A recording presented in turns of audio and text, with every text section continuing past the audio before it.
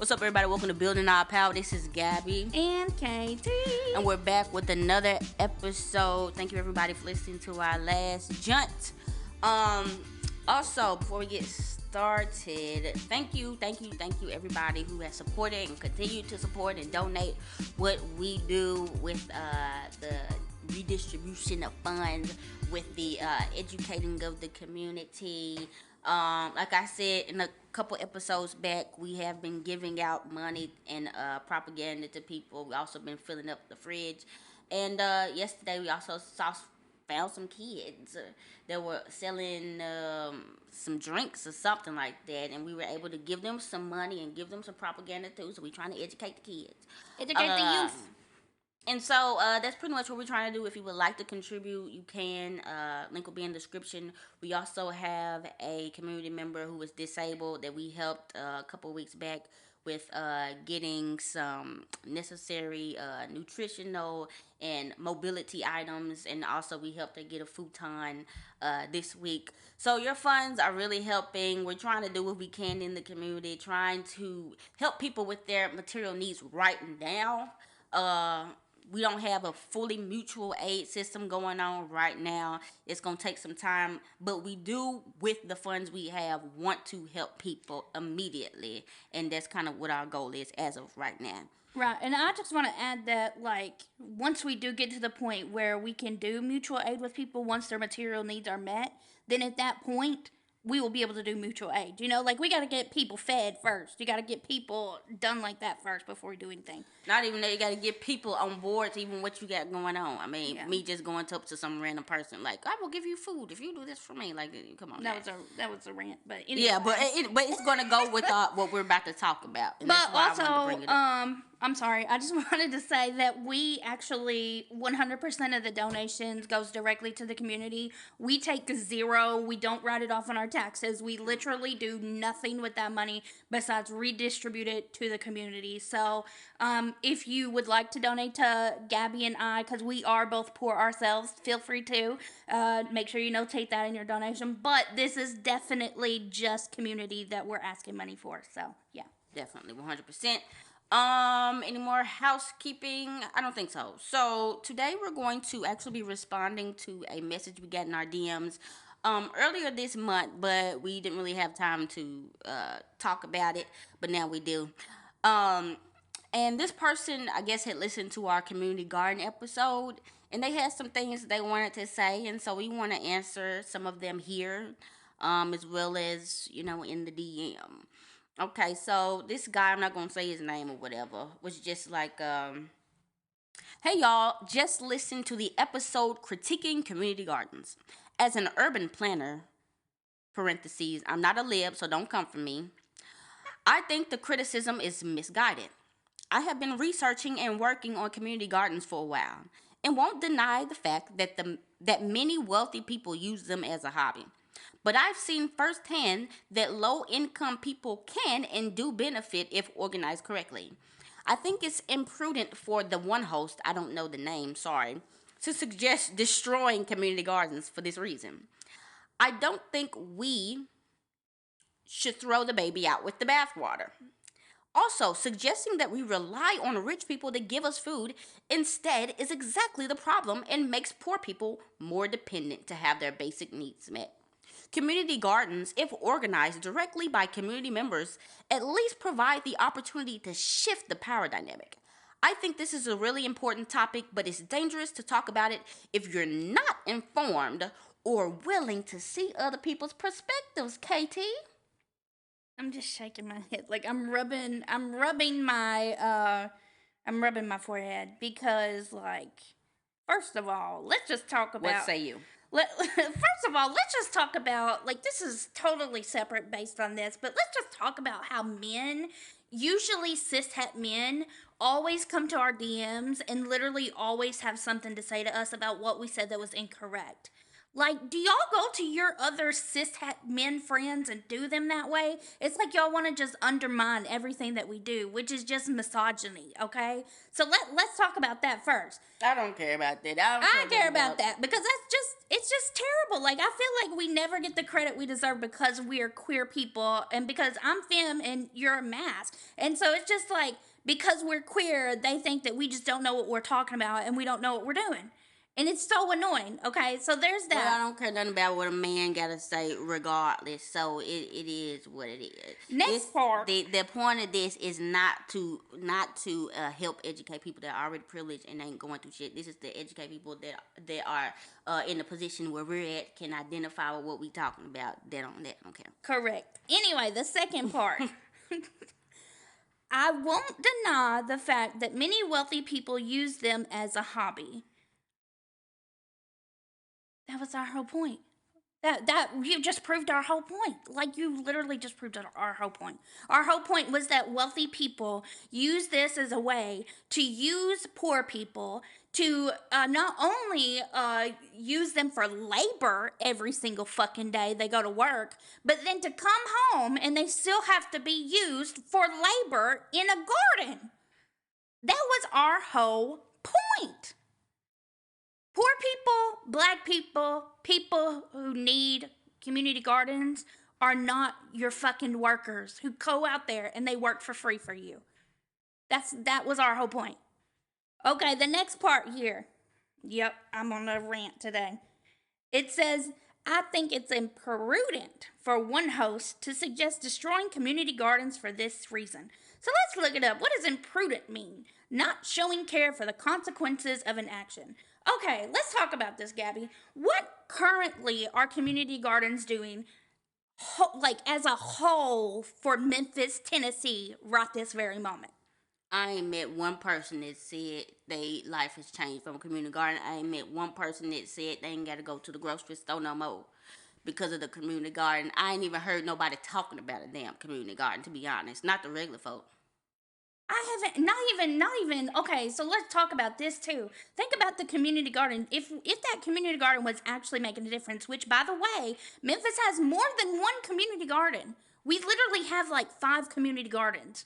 Okay, if it was actually making a difference, if it was actually changing people's material conditions, do you not think that these people would no longer have to go to the grocery store? These people would no longer have to depend on capitalism system if the community garden was doing what it was supposedly If the supposed to community do? garden in Binghamton, where we have the community pantry, was so great, they wouldn't even be there They as wouldn't soon need as it. we finish at the community pantry. And Gabby made a good point. Gabby said, you guys are so focused on the what could be that you've completely removed yourself from what is happening currently right now. So even if we were to say, okay, this community garden is going to potentially help someone, that's still going to give you a year and a half for these people to starve to death while you get your community garden together. Um, Ultimately, my thing is, I want to see these community gardens that this person claim are doing so well again. To me, if a community garden is successful, you have a community that no longer relies on the grocery store.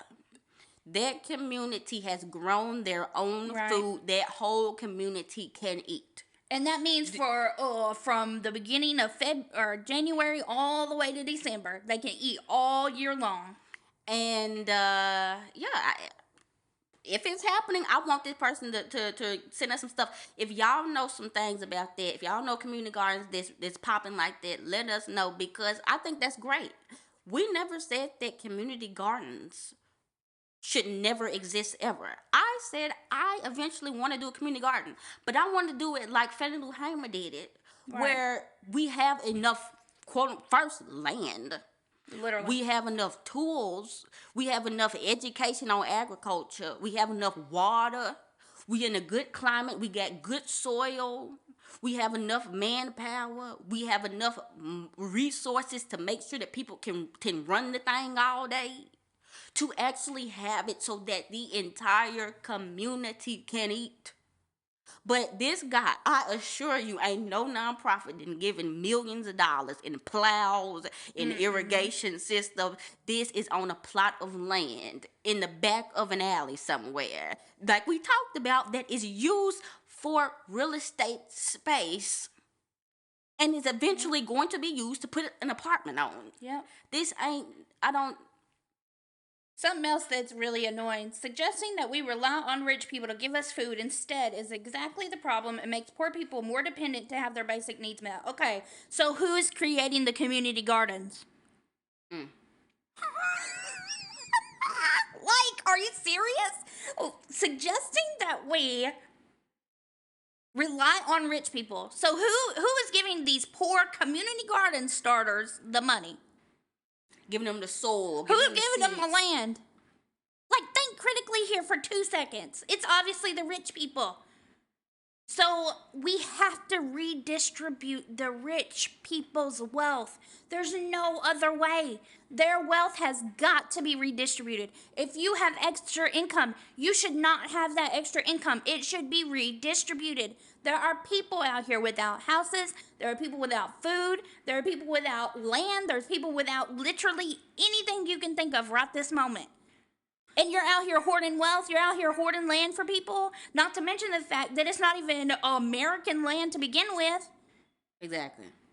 And the thing about it, when they say the rich, okay, we ain't finna get, I'm not expecting to get any money from Fred Smith of FedEx. Right. Majority of the people all the people who have donated to us, and we've gotten thousands of dollars, have been leftist people. Y'all have money. Leftists Y'all will be the rich people that will be helping get this stuff off the road. What you mean? Urban planner? Are you not planning on contributing to what we got going on right now? That's what I'm trying to figure out. But not even that. Okay. Don't depend on the rich. Whoop-de-doo. Great. That is ultimately what we're trying to do. We're trying to not depend on the government. Anarchism. We're trying to be self-sustaining, do everything ourselves, be able to live a life, a productive, great, sustainable life by our own selves. But right now, today, January 29th, 2022, that is not finna happen today, this year, next year, the other year, and probably in a decade. You need money. Everybody had money. Fannie Lou Hamer needed grants to get started. I can't just go nowhere and say, this is the land I will work on. Where am I going to get the tools from? You can if you're white, like these white, quote-unquote, white anarchists who are out here, who have all these plans to destroy this and destroy that and do this and do that. Why aren't y'all doing that? Why aren't white anarchists doing that? Like, if y'all are about your business, you white anarchist men, you white anarchist women, myself included, you really should be doing something. Like, you have the opportunity as a white person in America where whiteness is a huge factor in getting you anything you want to basically grab something at the grocery store. You could literally be stealing food for the greater good, but what are you doing? You're sending us messages on fucking Twitter and telling us how you're an urban planner. We don't care. You could help somebody instead of sending us messages like that. You could literally go to your mama and dad in their house and go in their jewelry case and pawn that thing out and get that money to people that's doing something. Now, are you going to be a class traitor? Are you going to be a traitor to your family? Absolutely, but that's what you have to do. Are you an anarchist or not? Why would you be concerned about that? Literally. But that's the thing too about them white anarchists. That's the thing. It's all do crime. Whoop-de-doop-de-doo. Like them white folks that was throwing that trash on the ground. Right. Do crime. Whoop-de-doo. Y'all ain't doing shit. Accomplices, not allies. Like, literally. No, they're really not doing shit. Y'all putting some graffiti. Ooh, whoop-de-doo. Nobody cares. Nobody cares. Nobody's life is affected. Nobody's being converted to anarchism. Nobody reading the book. Nobody doing nothing. Y'all aren't doing no crimes and then bringing them resources to the poor communities like the Black Panthers. Y'all are over here doing little performative pieces that make you feel good, make you feel like you fighting against something, and then you go back home to your $300,000, $400,000 house. Like fucking YouTuber. Something else that I was thinking about is like, This is something that was mentioned on RTL today, but I said a lot of white anarchists like romanticize anarchy in a way. It's like, okay, well, I never have to take a bath, I never have to go to school, I can just smoke weed all day and drink beer. But like to them it's like a personality trait and less about liberating the masses. Like if you're gonna liberate people, let's fucking do it. Let's do it. You don't sit back and just drink beer while we're waiting on or while black people are out here dying. Like you're not using your whiteness to the fullness that you can. That's a very Western, that's that Western individualistic mentality. My Yes. anarchism is just doing what I want to do and telling everybody no. That's the extent of these white people's anarchism. It ain't got nothing to do about equality, ain't got nothing to do about the greater good of the world. It's got to be with me. It's Yep. got to be me. I am going to live in a shed and live off the land, maybe go to the garbage cans and get some food every once in a while. And that's me practicing anarchy. I got my little flags up there, and that's all I'm finna do. Same thing with the Marxist, Leninist, Maoist people. The extent of what I want is I want to be able to debate people on the internet.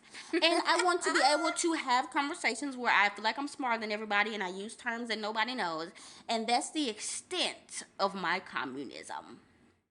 That's the extent. It's like a anime fandom. That's why I'm saying like it's a personality trait. It's a personality that they're co-opting. It's not like an actual physical tangible thing that they're doing for the community. There's no action, there's no praxis. It's literally just I'm white, I'm going to yell on the internet and you're going to listen to me. And that reminds me of that Black Arm Joy Yes. Zine that we read. We will link it in the bottom. I think we already did, but we'll do it again. That was talking about, of course, the white anarchists. They ain't really down for nothing. It's all LARPing pretty much. But y'all do realize that whether it's in our lifetime, our children's, grandchildren, whatever, lifetime, eventually there's going to be violence. Eventually there's going to be radical change. This ain't finna be y'all sitting over here scratching your balls and then ultimately we got communism. Like even now, even if we ain't overturning the state now, there has to be action now. It's not communism ain't just gonna fall upon us. Yeah, America may collapse, but that doesn't mean that ultimately communism and anarchism will happen either. Right, and I need to add this too. Like, if we are going that route, if we're gonna say insurrectionary or insurrection anarchy, then we have to make sure that whenever we are creating these spaces or we're creating these community gardens, it's based upon anti-colonial, pro-black, Pro-indigenous. pro-indigenous, anti-whiteness. Make sure it's accessible to people. In any means necessary. Because if it's not built on those things, then it's going to end up just like in that Black Arm Joy, like what they were talking about how in Chaz there were two black boys that got killed. Or no, there's one black kid that got killed and one that was basically really, really bad hurt. And yeah, that's what'll happen. If it's not based upon things that are anti-racist, that are rooted in some kind of anti-colonial frame point, then it's not gonna make a fucking difference. You can be out here throwing bananas and fruit and vegetables and whatever you want at people, but it's not gonna make any type of material conditions end up moving forward. It's a camping trip. It's a camping trip. There you go. What's the difference between what you're doing and a camping trip? Maybe that could be the litmus test. Is this a camping trip or is this revolutionary? Right. Anyway, we're going on a rant, but that was kind of no, but this is important because yes, and this ain't to go on to this guy. I don't know him from Sam, but as far as just this is going back to the overarching. What is the goal? What is the goal? And yes, again, there can be a way to do a community garden the right way. But unless it's run by people that are trying to destroy America and people that are trying to liberate oppressed communities, it will fall back into the trappings of capitalism. Just like I it don't does care now. what that dude talking about. If I look on it right now, there's a corporation making money off of it. Literally. So, I mean, it is what it is. All right, one more thing. On Twitter, there was a big shitstorm. This woman thought she was doing something on Facebook. Okay, her name was Mercedes, and I guess she was a boss or something. I don't know, or a manager or somebody. She posted this. She said, "I offered a candidate 85,000 for a job that had a budget of 130,000. I offered her that because that's what she asked for, and I personally don't have the bandwidth to give lessons on salary negotiations. Here's the lesson: always ask for the salary you want (parentheses deserve). No matter how large you think it might be, you never know how much money a company has to work with. Hashtag be confident." I'm sorry. Twitter dragged her, but yeah. What you think? Oh my god. I think that's evil. I told you this earlier, but I think that is just absolutely positively evil. She didn't have the bandwidth to offer 130K to that person, but she had the bandwidth to come on Facebook and talk shit about the person. And yeah, I think that's evil. I think she's an evil person for doing that. Anybody who withholds, we know this, anybody who withholds cash that they have excess of, they're evil. Yeah, 100%. Yeah. And the fact that, see, that's the thing too with this capitalism thing. Like, she may not have been the manager, I mean the boss. She may just been a top manager, supervisor, whatever. But capitalism, that hierarchical system, it make people think they more powerful than what they are. Yeah. I mean, they kind of are, because they can determine your livelihood pretty much as far as money and your salary goes. But it just shows the evilness of it. You shouldn't have that right. You know what I'm saying? I mean, this girl gonna be making big money regardless, whoever this person is. Right. But should that's another question. Should corporations have the right to determine if you will struggle and not have enough to eat or not? These corporations, literally McDonald's, everybody, are literally telling millions of people all around the world, you will struggle and you will work for me.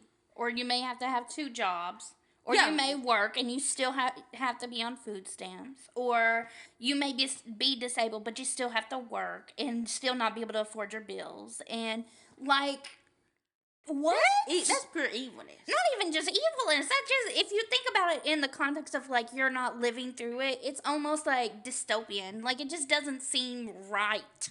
It seems like, okay, this is some kind of, like, evil villain comic show or something, and somebody is withholding your livelihood. They've literally got a gun to your head and say, hey, you have to work or else. And check this out.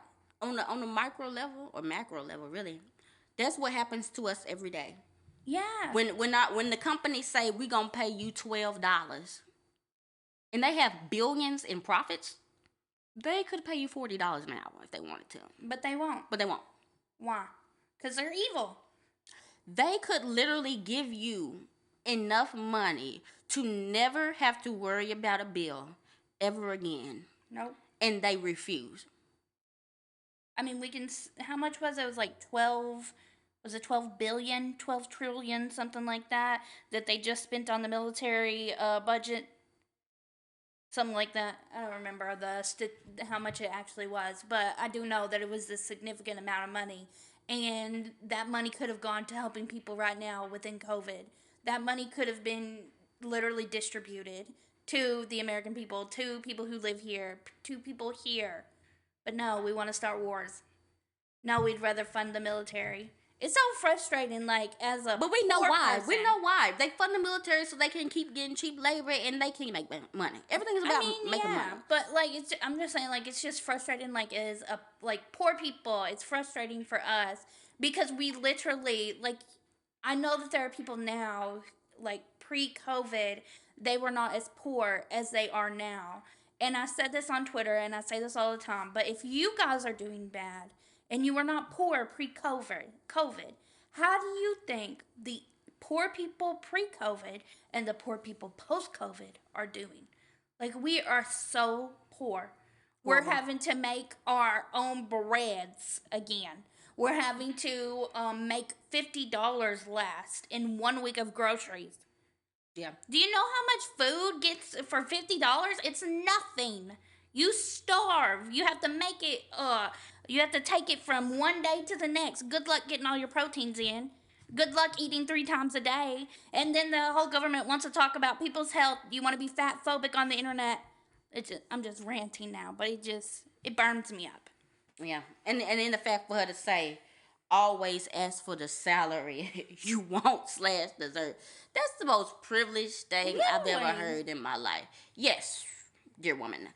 I will go to a job where it's already like 5 trillion people are already competing for the job and put the highest salary, because of course corporations are just waiting to give as much money as possible, and me offering a number that is more expensive than 90% of the other people will definitely give me a legs up and an advantage, and I will more than likely get the job. Like, these people, just don't listen to them because it's all fake. The fact that she showed you right then that she had the money and wasn't gonna give it to the lady and then gonna try to give you a lesson, that shows you there's no rhyme or reason to this stuff. You can't game the system. It's it's it's just plain evil and don't make sense. But ultimately, I want to talk about that because it kind of goes back to the whole small businesses thing and how, like, I don't think this is a small business. It may be, I don't know the range or nothing like that. But if it is, the exploitation is going on. Like, that's not Amazon, nothing like that. But they're still exploiting people because if they're willing to give that woman $130,000, the amount of value she's put into that company is astronomical. And the fact that they only gave her 83,000 out of that just shows you that these people will at any turn take as much as possible. What are they gonna do with that extra money? If they had that open for one job, right? Where's that extra funding going? Who's getting a bonus? Yep, Who is getting a raise? her problem? Her, probably. Either her or the manager, the hiring manager, the people at the top. It's not going to be the people at the bottom who need that money. Who need that money most? Who's probably making like $7.25 an hour? No. Nope. So yeah, we gotta critically think when we're looking at stuff. But yeah, Definitely. But I'm glad that Twitter has roasted her because that, even from the outside looking in, even if you want no damn anarchist communists, that just ain't right. They just ain't right. But yeah, guys, that's all we wanted to talk about. We're going to be brief with y'all today. I mean, it really wasn't brief. It was about 30 minutes. But let us know what you think about the critique that we got. Do you think the guy was right? I mean, I don't know. Maybe there's something we're missing. Let us know. Also, again, if you would like to help donate to what we're doing around here in the community, you can. Link will be in the description. And you can hit KT up at KT Does Art. Hit me up at Gabby's Music. This has been Gabby. and Katie. This is Building Our Power.